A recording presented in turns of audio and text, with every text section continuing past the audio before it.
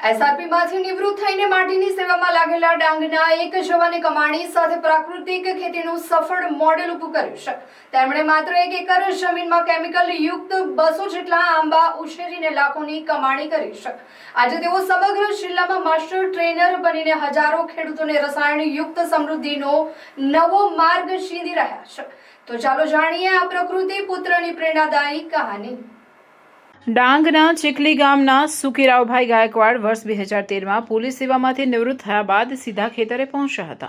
તેમણે આત્મા પ્રોજેક્ટ અંતર્ગત પ્રાકૃતિક કૃષિની તાલીમ મેળવીને પોતાના 1 એકર ખેતરમાં પ્રયોગો શરૂ કર્યા।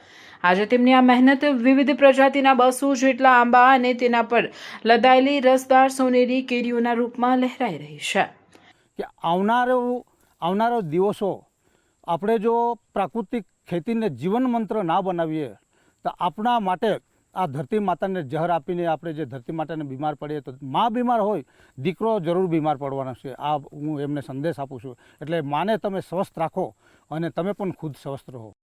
સુખીરાવભાઈ માને છે કે જમીનને રાસાયણિક ખાતરોનું ઝેર આપીને આપણે ક્યારેય સ્વસ્થ નહીં રહી શકીએ।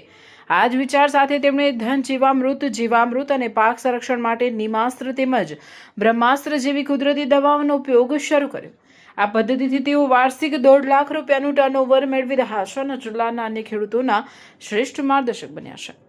આજે સુખીરાવભાઈ છે જિલ્લામાં કોઈ પણ જગ્યાએ કોઈ પણ ખેતીની અલગ અલગ NGO કે અમારા આત્મા થકી તાલીમો થતી હોય તો એમાં એ પોતે એક માસ્ટર ટ્રેનર તરીકે તાલીમ માટે આવે છે। નિસ્વાર્થ ભાવે ગમે ત્યાં બોલાવીએ તો આવે છે ને ખેડૂતને સારામાં સારું માર્ગદર્શન આપીને પોતાની કોઠાસૂઝથી સુખીરાવભાઈએ સાબિત કર્યું કે સાચી તાલીમ અને કુદરતી પદ્ધતિથી ખૂબ જ ઓછા ખર્ચે મબલક નફો મેળવી શકાય છે।